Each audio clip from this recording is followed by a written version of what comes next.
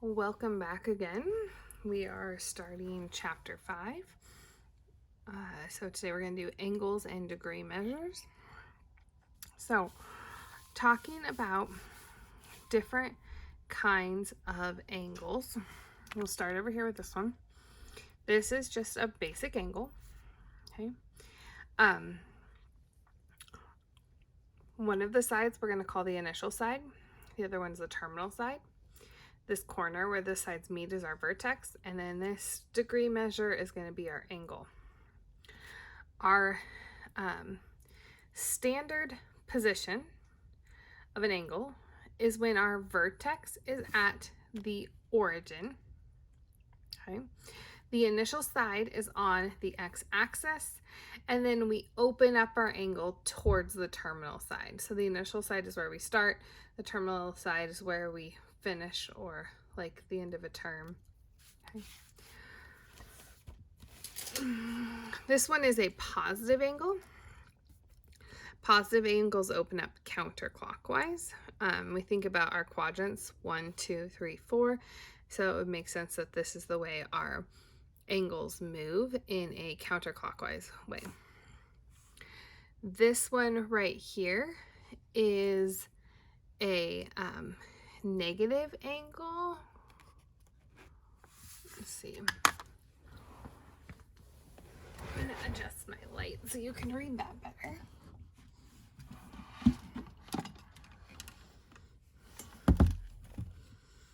Okay. So a negative angle, and a negative angle would be going clockwise or the opposite direction of normal angles. Okay. All right, so angles are measured in degrees, minutes, and seconds. So these are the notations for minutes and seconds. Okay. And the minutes and the seconds are subdivided into 60 parts, okay? Just like normal minutes and seconds that we know. Oh my goodness. I'm losing the lamp again. Okay, there we go. All right, so for example, 1 minute would be the same as 1/60th of a degree, because there are 60 parts in the minutes. And our second would be 1/60th of a minute, which is 1/60th of a degree. So we'd have 1/60th times 1/60th is 3,600. Okay, so that's how much of a degree a second is. All right. My work area is just a mess today. Okay, so change 15.735 to degrees, minute, second. So this is 15.735 degrees. Let's break it up though, so we have a degree, minute, and second. Okay, so how are we going to do that? The first thing we're going to do is, this is our minutes, so we'll have 15 minutes. Sorry, 15 degrees. Okay, because it's already our whole number. The next thing we're going to do is we're going to take what's left, and we're going to multiply that by 60, okay, because we had our 1/60th, to get our minutes. So throw that on a calculator and you'll have 44.1. So we just want this whole number, so that'll be 44 minutes, and that's 1 tick. And now we'll take what's left, that 0.1, and multiply it by 60 again, and that'll get us our seconds, and that would be 6. So then we would have 6 seconds. Okay. So that's how we would convert something to degrees, minutes, and seconds. We, in all these situations, only care about the whole numbers. All right, what if we want to change this to a decimal? What are we going to do? We're going to use this concept from up here where this is a 60th and this is a 3,600th. Okay, so we're going to pretty much multiply each of those by these pieces. So 39 degrees would be times 1, or the whole number. And then we're going to add 5 times, well, that was a 1/60th. 34 times 1, like that. Okay. So then on your calculator, we figure out what these are and add them together. Okay. And what we'll come out with is 39.093 degrees. All right. Quadrantal angles are angles that are different portions of our axis. Okay. So right here, this is 90 degrees, this 90-degree angle. A whole line version is 180, so this way would be 180. This way, because we work backwards, is negative 180. If we did our 90 this way, that would be a negative 90. And then an entire distance around is 360. If you went the opposite direction, that would be negative 360. Okay, so those are angles just in our quadrants. A full rotation around a circle is 360 degrees. Measures of more than 360 degrees represent multiple rotations. Okay, so if I went around 360 and then I came here, maybe it was 390, then I would have an angle that went all the way around and then 30 degrees more. We'll talk more about that right now. So it says find the angle. If I went 5.5 rotations clockwise, well, the first thing, let's look at 5.5 rotations. A full rotation is 360. So what we're going to do is do 5.5 times 360. It went clockwise. Okay, clockwise is this way, so that's a negative 360. Throw this on your calculator. We'll come up with a negative 1980 degrees. All right, so let's do this one. 3.3 rotations counterclockwise. So 3.3, that's the times. 3.3 times a rotation, which is 360. Counterclockwise is positive, so we'll leave it there. Throw that in our calculator and we'll get 1,188 degrees. All right.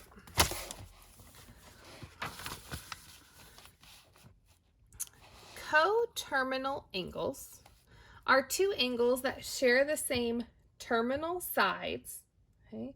So the same ending side, but they differ in degree measures by 360 degrees, okay?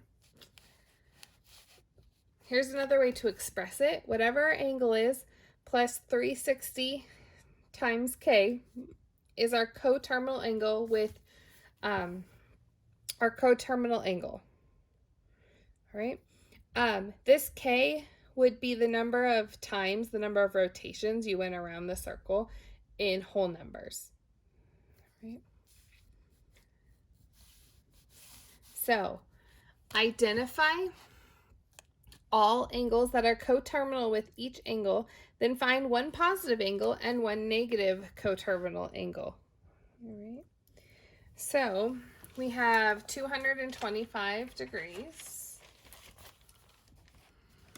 Okay. So the first thing it said was to find all the angles. So we're going to use this equation. We're talking about 225 degrees, and we'll just say plus 360k, because anything this k is, any number, is going to make a coterminal angle with that, because coterminal is one rotation away. Okay. So now it says to find one positive and one negative angle. Okay. So let's use 1 and negative 1 for our rotations. So we're going to do 225, 360 times 1. So 225 plus 360 is 585. So 225 degrees and 585 degrees are going to have the same angle as each other. So let me show you kind of what I mean in case you're a little confused. So 180, 225 is down here somewhere. So I went all the way here to get to 225. Okay. 585 would be if I went around 360 times plus 225 more. So that one would be 585. And that would mean that it still ends right here. So 225 and 585 are still the same distance away from that x-axis, meaning that they're coterminal. Okay. All right, and then it says it wants a negative 1, so let's just put in a negative 1. Okay. So 225 minus 360 is going to be a negative 135. Okay, so negative 135. If I started here and went negative 135, I will be the same distance away from the beginning as I was for 225. All right. Determine a coterminal angle that is between 0 and 360. What quadrant does that terminal side lie in? All right. So for these ones, there's a couple of different ways that you can do these. Okay. So I will show you what those different ways are. Okay. So one thing that you could do is you could take this number and you could legitimately just subtract 360s from it until you get to a number between 0 and 360. So that would be 415, 36, 37, 38, 39, 40, 41. Okay. 55 degrees is between 0 and 30, so that is my answer. So it equals 55 degrees. Okay, so that's one way that you could do it. Okay.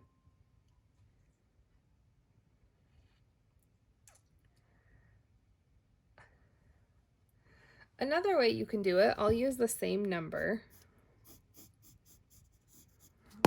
is you could do 775 divided by 360. And that is approximately 2.152777778. Okay. And what we could do is we would know then that it is, the answer to this is whatever, take away 2 rotations of it. So what we could say is that our theta, or not theta, our alpha plus 360 times 2 of those is going to equal 775. So then we can solve, not 415, that would be 720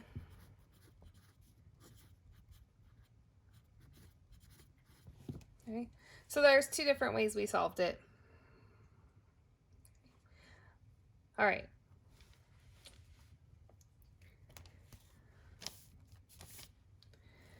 This one, we have a negative angle, so negative 1297. So what we could do is add 360s until we get to a positive angle. That might take a little work because we're at a bigger number, okay? So what we could do is we could divide it and find out that it's about negative 3.602777777, and it gets, round it to an 8, okay? We don't care about these negative 3 rotations. All we care about is this decimal. So we could take this decimal, which is our I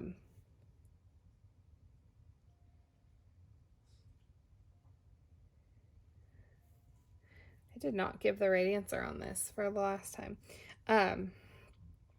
which would be our 0.602777778, and times that by 360, and that will give us our answer. Okay.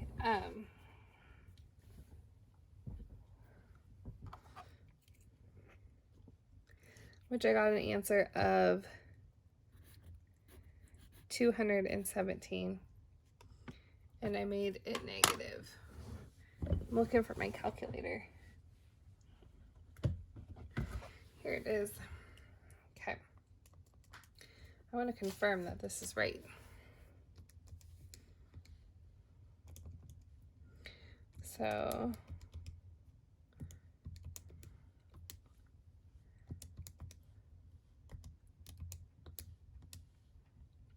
okay, negative 217, but we said we wanted it between 0 and 360, so negative 217 doesn't make sense as an answer for us. Okay, so I was gonna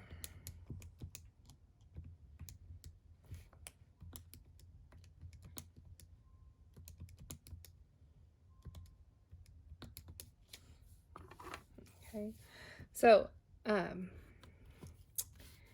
negative 217 is the, so you would take this as a negative and you would get negative 217, but that's not between 0 and 360 if it wants it between 0 and 360. So we would need to do one more 360 minus this to get the right answer. I'm going to add another 360 just so I get to the right place, and I'd have 143 degrees. If it just tells you between, it doesn't matter. It can be a negative answer, that's fine. But our negative 100 and 217 would be somewhere in here. Okay. That was a negative angle, and that's why we ended up here. If it's fine, if it wants it just between negative 360 and positive 360, then this works as an answer. But if it wants it as a positive degree, we need to get the positive degree measure of this. Okay. All right. The last question said, what quadrant does the terminal side lie in? So the ending side in this one lies in quadrant 1, 2. If you need a map reminder for you, this is quadrant 1, 2, 3, and broken pencil, or 4. Okay. So this one is in quadrant 1, 2. So this would be in quadrant 2. This one is 55 degrees. So that would be between 0 and 90. So that would be quadrant 1. So there's different ways to do these. You can do them kind of however you want. All right. A reference angle is an angle that tells us the distance away from the x-axis. Okay, so it's the degree formed by the terminal side or the ending side in the x-axis. So in quadrant 1, our reference angle is going to be, our reference angle will be what the angle is. Okay, In quadrant 2, it's going to be the angle between the last side and the x-axis. So you'll have to do 180, because that's this whole measure, minus whatever your angle is to find this one. Quadrant 3, you'll have to take your 180 and subtract that from the whole degree to find this one. And then in this one right here, quadrant 4, it'll be 360, the whole thing, minus your angle to get that difference. All right. So it says find the measures of the reference angle. So we have to think about where they are. Okay. With these angles, if you need to draw yourself a little quick angle sketch, that's fine. So I have 90, 180, it's somewhere between them. So I'm looking for this angle right here. So that means I need to do 180 minus 120. It's going to be 60 degrees. Okay. Same thing here.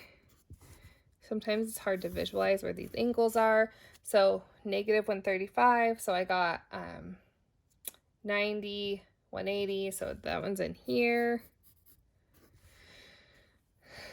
So that's, so what I could do is take 180, because I want this angle right here.